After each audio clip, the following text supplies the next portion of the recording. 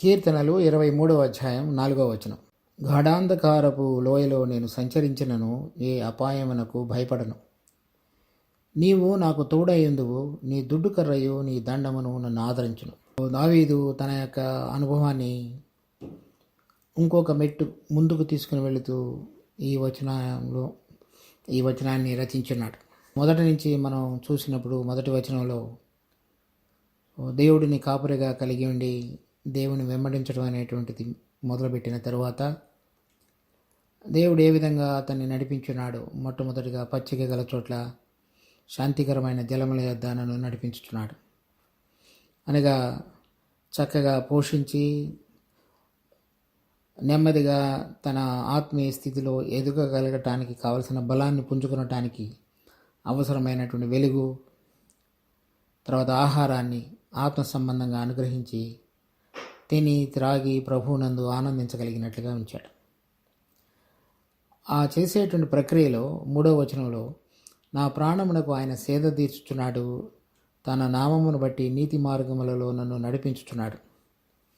So మనము ఏదైతే ప్రభువు మనకు తన వాక్యం ద్వారా తెలియచెప్పి వెలుగును అనుగ్రహించి ఆత్మలో నడిపించుతున్నాడో ఆ వెలుగులో దానిలో మనలో ఉన్నటువంటి ప్రతి పనికిరాని దానిని తొలగించి తనకిష్టకరమైనటువంటిది మనలో జరిగించి ఆ పరిశుద్ధీకరణ కార్యాన్ని ముందుకు కొనసాగించి తాను ఏ విధంగా అయితే నడవాలని మన ప్రభువు కోరుతున్నాడో, దేవుడు కోరుతున్నాడో ఆ విధంగా నడిపించడం అనేటువంటిది అభ్యాసపూర్వకంగా నేర్పుతాడు.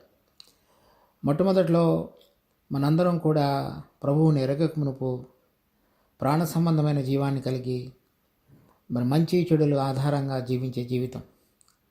తర్వాత మన ప్రభువు వెలుగు అనుగ్రహించుతున్న కొలది మనలో ఆత్మ బలంగా పనిచేసి తన నింపుదలలో మనం నడిపించుతున్న కొలది మనలో ఉన్నటువంటి ప్రతి లోపాన్ని మనకి తెలియచూపించి ఆయన ఏ విధంగా పరిశుద్ధుడో మనం కూడా అదే పరిశుద్ధతలోనికి రావటానికి ఆయన కోరినటువంటిది, ఆయన దృష్టిలో యథార్థమైనది ఆ మార్గములలో మనం నడిపించి ముందుకు కొనసాగించేవాడుగా ఉన్నాడు.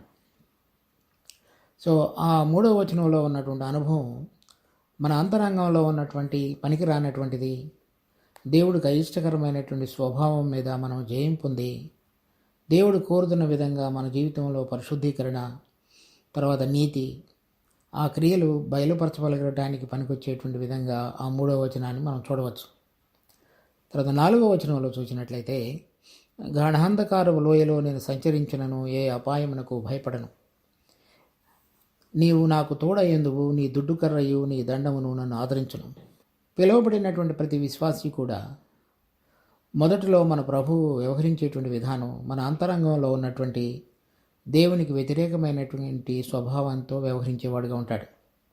అది ప్రాణ సంబంధమైనది, ఇక్కడున్నటువంటి లోకాన్ని ప్రేమించేది, తర్వాత ఇక్కడ ఉన్నటువంటి పద్ధతులు, అలవాట్లు, తర్వాత ఇక్కడ క్రమంగా అలవాటు చేసుకున్నటువంటి నియమాలు, వాటన్నిటిని అనుసరించి మనిషి నడవడానికి ఇష్టపడతాడు.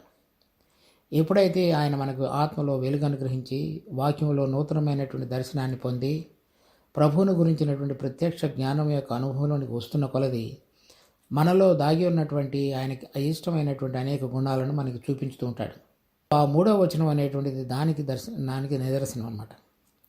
అలా మెరుగుపడుతున్నటువంటి విశ్వాసుల యొక్క జీవితంలో వాళ్ళు ఎందుకు పిలువబడ్డారనేటువంటిది, తర్వాత పిలువబడినటువంటి ఔన్నత్యాన్ని కనుక గుర్తెరుగుతుంటే, అలా ఎవరిలో అయితే పరిశుద్ధీకరణ మెట్టుమెట్టుకి ఎదుగుతుంటున్నదో వాళ్ళు ఇక్కడున్నటువంటి వాటిని విడిచిపెట్టి పైనున్న వాటిని చూడటం ఎప్పుడైతే ఆత్మ వారికి తెలియపరుస్తూ ఉంటాడో వాళ్ళ జీవితాలలో పైనున్న వాటిని వెతికి అక్కడున్న వాటిని పొందాలనేటువంటి ఆశతోటి ఆ నిరీక్షణ కలిగి ముందుకు వారి జీవితాలని క్రమబద్ధం చేసుకుంటారు.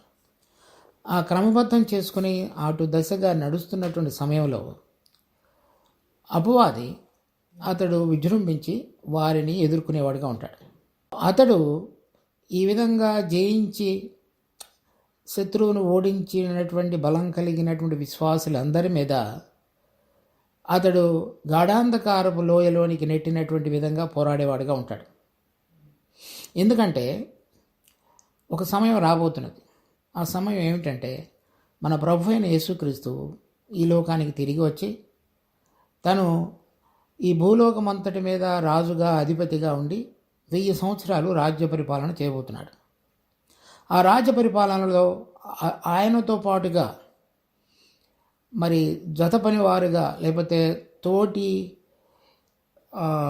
మహిమలో ఆయనతో పాటుగా సహపౌరులుగా ఉండటానికి ఎవరైతే సాతానును ఓడించినటువంటి అనుభవంతో జీవించగలరో, లేక వారు జయించినటువంటి విశ్వాసుల జాబితాలోనికి చేరగలరో, వారు కూడా ఆయనతో పాటుగా కలిసి ఆ 1000 సంవత్సరాలు ఆయనతో పాటుగా రాజ్య పరిపాలన చేస్తారు. ఆ రాజ్య పరిపాలన అనేటువంటిది ఇప్పుడు ఈ యుగ సంబంధమైనటువంటి దేవత అనగా సాతాను, మన ప్రభువు కూడా యోహాను సువార్త 14వ అధ్యాయంలో 16వ అధ్యాయంలో చెప్పినాడు. ఈ లోక సంబంధమైనటువంటి దేవత, తర్వాత ఈ లోక సంబంధమైన అధిపతి, అతడు ఈ భూలోకంలో ఉన్న దాన్ని అంతటిని కూడా ఏలుతున్నాడు. అతని రాజ్యం అంతా కూడా పడద్రోయబడి మన ప్రభు యొక్క రాజ్యంగా ప్రతిదీ మార్చబడుతుంది. అది మనం ప్రకటన గ్రంథం 11వ అధ్యాయం 15వ వచనంలో చూస్తాం. కడవరి బోధ మోగినప్పుడు ఆ ప్రకటన వెలువడుతుంది పరలోకం నుంచి, ఈ లోక రాజ్యములన్నీ మన ప్రభు రాజ్యములు ఆయన అని. అనగా ఈ యుగ సంబంధమైన దేవత, ఈ లోకమునకు చెందినటువంటి అధిపతి, ఈ లోక అధికారి అయినటువంటి సాతాను యొక్క రాజ్యం అంతా కూడా, ఈ రాజ్యములన్నీ కూడా ప్రభు యొక్క రాజ్యాలుగా చేయబడతాయి. ఆయనతో పాటుగా రాజ్యం ఏలటానికి, ఆయనతో పాటుగా మహిమలో పాలువారు కాగలగటానికి జయించినటువంటి విశ్వాసులను తండ్రి అయినటువంటి దేవుడు తన కుమారుడితో జతగా ఉండటానికి సిద్ధపరుస్తున్నాడు. వారు అంతరంగంలో సిద్ధపరచబడటం అనేటువంటిది మాత్రమే కాకుండా, పరిశుద్ధీకరణలో ముందుకు రావటం మాత్రమే కాకుండా, అపవాది యొక్క కుతంత్రాలను ఎరిగి వాటి మీద జయించినటువంటి విశ్వాసులుగా కూడా ఉంటారు. అయితే అటువంటి జయించినటువంటి విశ్వాసుల జాబితాలోనికి వారు చేరటానికి ముందు ఆ అపవాది ఇటువంటి విధంగా ఎవరెవరైతే ప్రభుతో కూడా ఉండి అపవాది యొక్క కుతంత్రాలన్నిటినీ కూడా ఓడించడానికి సామర్థ్యం కలిగి ఆ దిశగా పయనిస్తున్నారో వారందరి మీద కూడా ఎదురుదాడి చేసేవాడిగా ఉంటాడు. ఎవరైతే ఆ పరలోకంలో ఉన్నటువంటి స్వాస్థ్యాన్ని పొందుతారో, లేకపోతే ఆయనతో పాటు జతవారిగా తోటి వారసులుగా చేయబడతారో, మహిమలో పాలువారవుతారో, ఆయనతో పాటుగా రాజ్యం చేస్తారో, వారందరినీ కూడా అతడు అపవాది ఎదిరించి ఆ గాఢాంధకారపు లోయ అనుభవంలో కూడా నెట్టివేస్తూ ఉంటాడు. సో ఈ గాఢాంధకారపు లోయ ఏంటంటే మరలా మనం ఎక్కలేనటువంటి విధంగా ఒక లోతైన గుంట లాంటిది, చుట్టూ పర్వతాలు కప్పబడి ఉన్నటువంటిది. అప్పుడే లోయ ఏర్పడుతుంది. అంటే చుట్టూ అతను వలయంలాగా ఏర్పడి మనలను ఆ లోయలోనికి త్రోసి పైకి రానియకుండా మనలను ఎదిరించేటువంటి వాడిగా ఉంటాడు. అది మనం కొంత ప్రయాణం చేసి మరలా కొంత మనం బయటికి రావడానికి చూసినప్పుడు మళ్ళా మన బయటికి లోపలికి నెట్టడానికి ప్రయత్నం చేసేవాడిగా ఉంటాడు. అటువంటి ప్రక్రియలో అది దావీదు ఏం చెప్తున్నాడంటే మరణ గాఢాంధకారపు లోయ అని.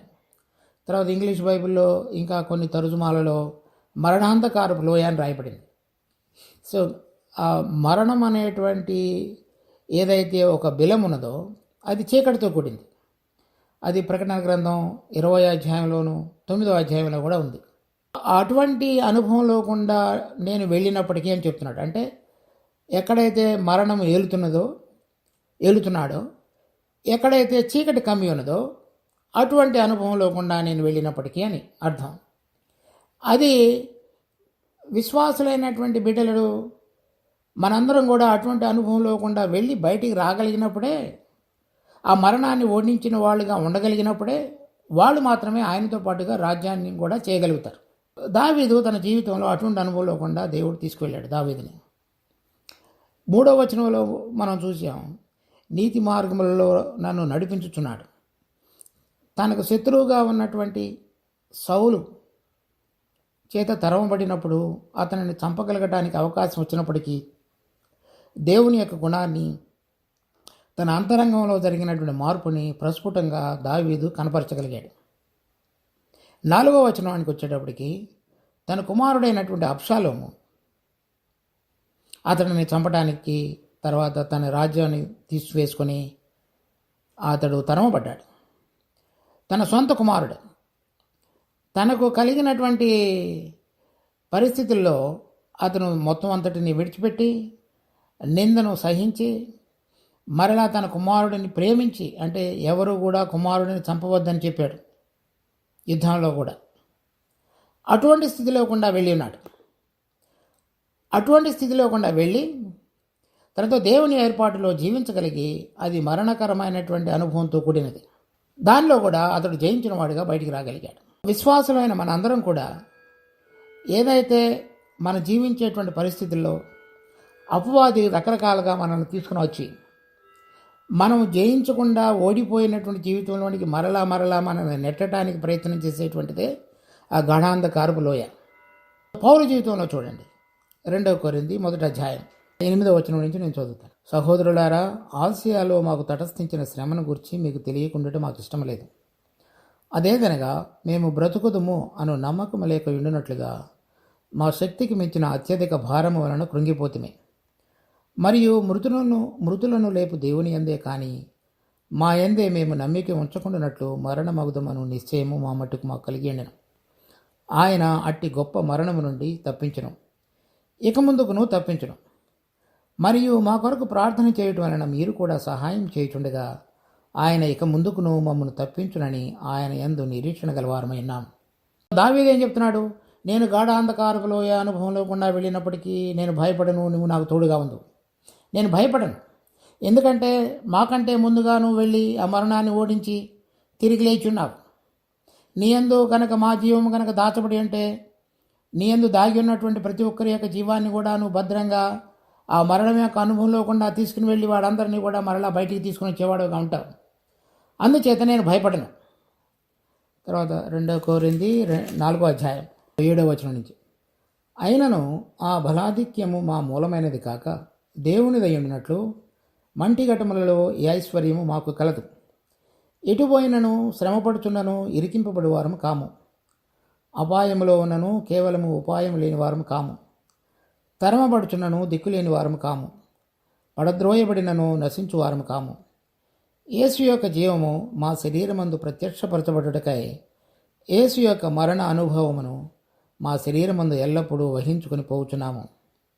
ఎలయనగా యేసు యొక్క జీవము కూడా మా మత్స్య శరీరమందు ప్రత్యక్షపరచబడినట్లు సజీవులమైన మేము ఎల్లప్పుడూ యేసు నిమిత్తము మరణమునకు అప్పగింపబడుచున్నాము. ఆ గాఢాంధకారపు లోయ అనేటువంటి అనుభవం ఇతడు ఆసియాలో జరిగినటువంటి అనుభవాన్ని గురించి చెప్తున్నాడు. అంటే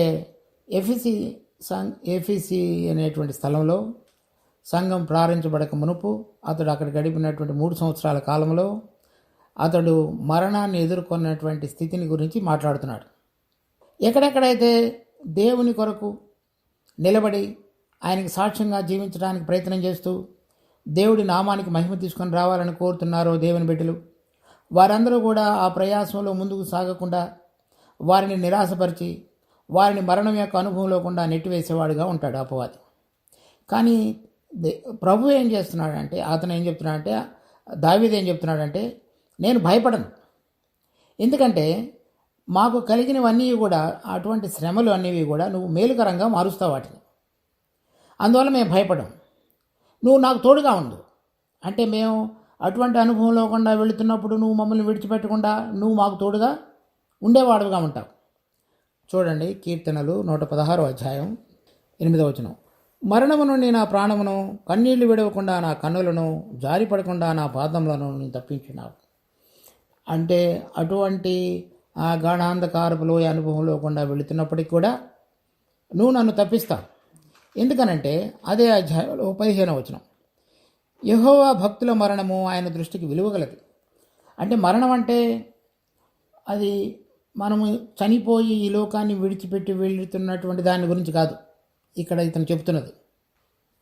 ఎవరెవరైతే జీవించుతూ మరణం యొక్క అనుభవాన్ని వారి జీవితాల్లో కొనసాగించుతూ ముందుకు సాగుతున్నారో అది అంటే ఆ మరణ అనుభవాన్ని కొనసాగించుతూ సహించుతూ వారి శరీరాల్లో వహించుకొని ప్రభువు కొరకు జీవిస్తూ ఇతరుల యొక్క ఆశీర్వాదం కొరకు దేవుని పనిలో నిలబడ్డారో లేకపోతే దేవుని కొరకు జీవిస్తున్నారో అటువంటి బిడ్డల యొక్క మరణ అనుభవము దేవుని దృష్టికి ఎంతో విలువైనది కనుక ఆయన వారికి సమీపంగా ఉంటాడు. తర్వాత హెబ్రీ పత్రిక 2వ అధ్యాయం 14-15 వచనాలు. కాబట్టి ఆ పిల్లలు రక్తమాంసములు గలవారైనందున ఆ ప్రకారమే మరణము యొక్క బలము గలవానిని అనగా అపవాదిని మరణము ద్వారా నశింపు చేయుటకును జీవితకాలమంతయు మరణ భయము చేత దాస్యమునకు లోబడిన వారిని విడిపించుటకును ఆయన కూడా రక్తమాంసములలో పాలివాడాయన. మనుషులందరికీ కూడా ఒక భయం అనేటువంటిది ప్రతి మనిషిలో ఉంటుంది. ఆ భయం ముఖ్యంగా విశ్వాసులకు చనిపోతే ఏమవుతుందనేటువంటి భయం కాదు. ఎందుకంటే అందరికీ తెలుసు చనిపోయిన తరువాత ఇంతకంటే శ్రేష్టమైనటువంటి స్థలానికి దేవుడు నన్ను తీసుకుని వెళతాడు అని. కనుక దానిని గురించి విశ్వాసి నిజమైన విధంగా ప్రభువుని ఎరిగిన వారెవరు కూడా చింతపడరు. ఎందుకంటే ఇక్కడ కంటే శ్రేష్టమైన స్థలంలోనికి వారు వెళ్ళబోతున్నారు కనుక. కానీ జీవితకాలం అంతయో మరణ భయం అంటే ఎప్పుడో చనిపోయే దాని గురించి భయపడటం కాదు. ప్రతిరోజు ఏమవుతుందో అనేటువంటి భయం అనేటువంటి దాని చేత ప్రతి మనుష్యుడు కూడా అది ఒక రకమైనటువంటి దాసత్వంలోనికి బానిసత్వంలోనికి వచ్చి ఆ భయం చేత నడిపించబడుతుంటాడు. ఆ భయం అనేటువంటిది మరణం అనేటువంటి వాడు కలుగజేసింది మన జీవితంలో. కానీ ఆ గాఢాంధకారపు లోయకుండా వెళుతున్నప్పుడు మన హృదయాలలో అంటే మనకు మించినటువంటి పరిస్థితుల్లో కూడా వెళుతున్నప్పుడు మనం ఏదైతే దేవుని గురించినటువంటి సాక్ష్యం కొరకు మన జీవితంలో చక్కగా తేటగా ఆయన యొక్క జీవం ద్వారా ఆత్మ యొక్క ప్రభావం చేత మనం జీవితాన్ని కొనసాగించుతున్నప్పుడు వచ్చేటువంటి ఎదిరింపు పరిస్థితులన్నిటిలో కూడా మరణం అనేటువంటి వాడు మనకి భయాన్ని కలుగు చేస్తున్నట్లయితే ఆ భయం అనే దాసత్వం నుంచి విడుదల కలుగు చేసి ప్రభువునందు స్థిరంగా ఉండి ఆయన మనకు విడుదల కలుగు చేస్తాడనే నమ్మకం చేత మనం ముందుకు కొనసాగించబడగలగటానికి మనకు ఆ అనుభవం అది నేర్పేటువంటిదిగా ఉంటుంది, ఆ గాఢాంధకారంలో అనుభవం. ఎందుకంటే మనకు ప్రభు తోడుగా ఉంటాడు కాబట్టి. ఎందుకంటే ప్రభు మనకు విడుదల కలుగు చేయటానికి ఆ విధంగా చేసి ఆయన ముందుగా మన కొరకు మరణమనాన్ని రుచి చూచి మనకు విడుదల కలుగు చేశాడు కాబట్టి. తర్వాత హెబ్రీ పత్రిక 5వ అధ్యాయం 7వ వచనం. శరీరధారి అయి ఉన్న దినములలో మహారోదనముతోనూ కన్నీళ్లతోనూ తన్ను మరణము నుండి రక్షింపగల వానికి ప్రార్థనలను యాచనలను సమర్పించి భయభక్తులు కలిగి ఉన్నందున ఆయన అంగీకరింపబడను. మరణం నుంచి రక్షింపగలవానికి అంటే మరణాన్ని రుచి చూచి దానిలో నుంచి బయటికి రాగలిగినటువంటి శక్తి గలవానికి తన యొక్క ప్రార్థనలను యాచనలను సమర్పించుకున్నట్టు ద్వారా తండ్రి అయినటువంటి దేవుడు కుమారుడైనటువంటి దేవుడు మరణాన్ని రుచి చూచినప్పటికీ కూడా ఆ మరణంలో నుంచి ఆయనను బయటికి తీసుకుని రాగలిగాడు. అటువంటి ప్రభువుకి ఎవరెవరైతే ఆ గాఢాంధకారపు లోయ అనుభవంలో గుండా వెళుతున్నారో అపవాదిని ఓడించేటువంటి పరిస్థితులన్నిటిలో కూడా ప్రభువు మీద ఆధారపడి జీవిస్తున్నారో వాళ్ళందరినీ కూడా విడిపించుటకు ఆయన నిత్యరక్షణకు అంటే మనని సంపూర్ణంగా రక్షించుటకు ఆయన సామర్థ్యం కలిగిన వాడు. ఎందుకని ఆయన అటువంటి అనుభవంలో కూడా వెళ్ళి నడిపించబడి మరణమును ఓడించున్నాడు కనుక మనలను కూడా దేవుడు అపవాది కనుక గాఢాంధకారపు లోయ అనుభవాన్ని కనుక మనకి నెట్టివేసినట్లయితే మనము భయపడకుండా ప్రభు మనకు తోడుగా ఉండి నడిపించేవాడుగా ఉన్నాడనేటువంటి విశ్వాసంతో ముందుకు మనం సాగగలుగుతాం. మరలా చూడండి కీర్తన 23వ అధ్యాయం. ఏ అపాయమునకు భయపడను, నీవు నాకు తోడయ్యందు అంటే ఆయన మనకు తోడుగా ఉంటాడు కనుక. ఎందుకంటే ఆయన ప్రశస్తమైన రక్తంతో మనతో నిబంధన చేస్తున్నాడు. ఆయన చెప్పినాడు, నేను నిన్ను విడువను ఎడబాయను.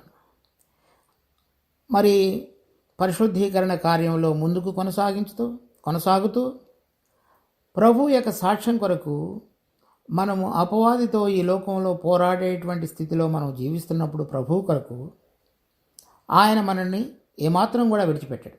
దాంట్లో ఇంకేం చెప్తున్నాడంటే, నీ దుడ్డు కర్రయు నీ దండమును నన్ను ఆదరించును. సో ఇక్కడ దుడ్డు కర్రయు దండమును నన్ను ఆదరించును అని చెప్తున్నాడు.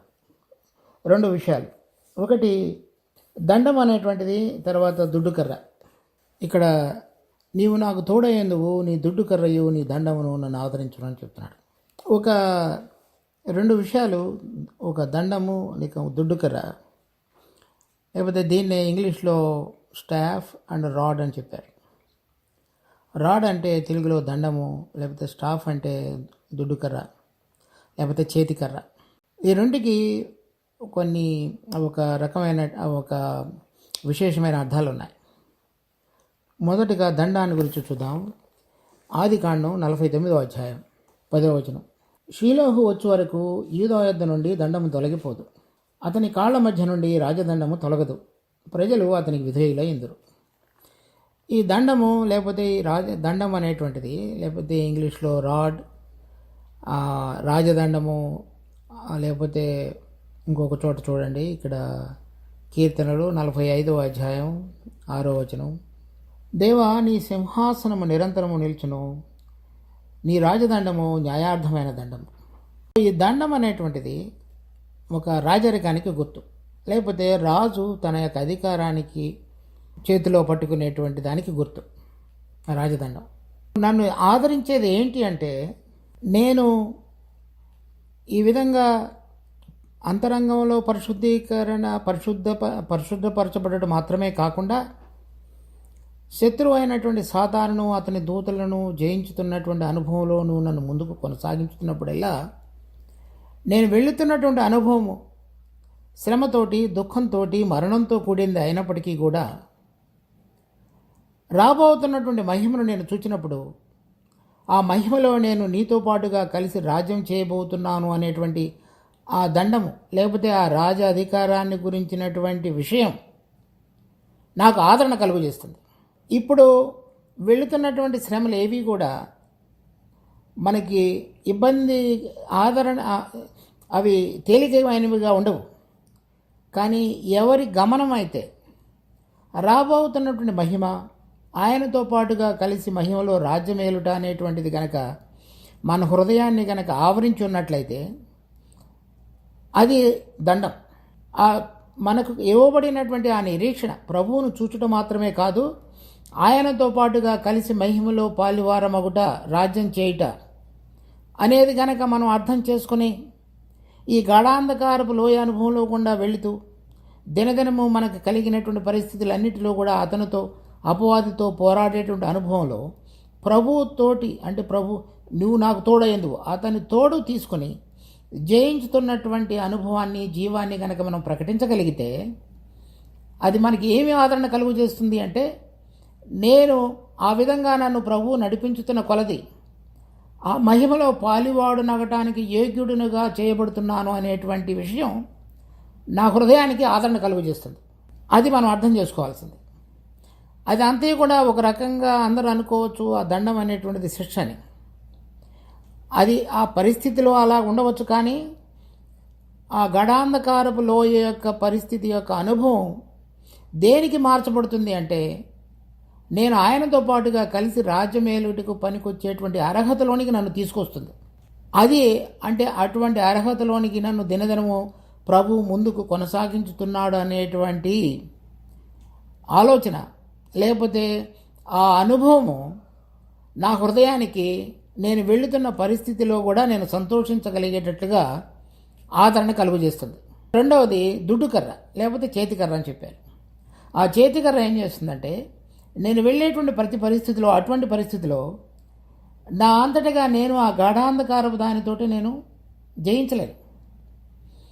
యాకోబు పెనుయేలులో ప్రభువుతోటి పోరాడి గెలిచిన తర్వాత అతడు పొందినటువంటి ఆశీర్వాదం ఏమిటి అంటే, యాకోబు ఇశ్రాయేలుగా మార్చబడి దేవునితో పోరాడేవాడుగా అని పిలువబడిన తరువాత అతడు తుంటిన రాన్ని దేవుడు విరగొట్టి ఎప్పుడు కూడా అతని మీద ఆనుకొని ఉండగలిగేటువంటి విధంగా చేశాడు.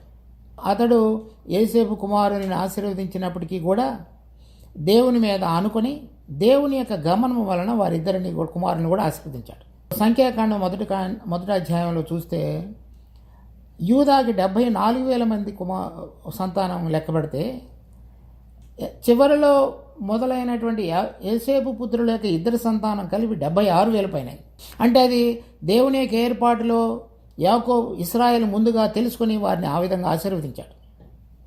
సో ఇక్కడ మనం చూడగలిగిన విషయం ఏంటంటే, మనకు కలిగినటువంటి ప్రతి పరిస్థితి ఆ శ్రమ మనకు ఆదరణ కలుగజేసేదిగా చేయబడి, రెండవది వాటన్నిటిలో కూడా ఈ మరణాన్ని ఓడించి తిరిగి లేచినటువంటి నా ప్రభు అయిన యేసుక్రీస్తు నాతో పాటు జతగా ఉండి నాకు తోడుగా ఉండి నన్ను నడిపించేవాడుగా ఉన్నాడనేటువంటిది మనం ఆయన మీద ఆధారపడగలిగేటట్లుగా చేసేటువంటిది. ఎందుకనగా ఆ లోయలో నుంచి మనం బయటికి రాలేము, మన శక్తి లేదు. కానీ మన ప్రభువు మరణం అనేటువంటి అంధకారపు లోయలో గుండా వెళ్ళి వాడిని ఓడించి బయటికి రాగలిగాడు, బయటకు వచ్చాడు.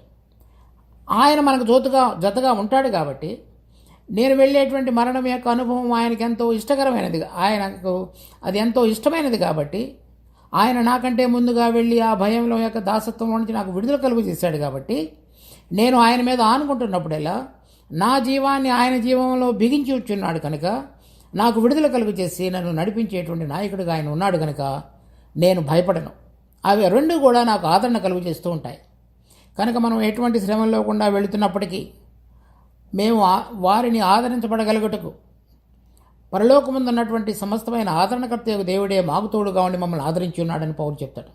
చూడండి, రోమపత్రిక 8వ అధ్యాయం 17-18 వచనాలు. మనము పిల్లలమైతే వారసులము, అనగా దేవుని వారసులము, క్రీస్తుతో కూడా మహిమ పొందుటకు ఆయనతో శ్రమపడిన ఎడల క్రీస్తు తోడి వారసులము.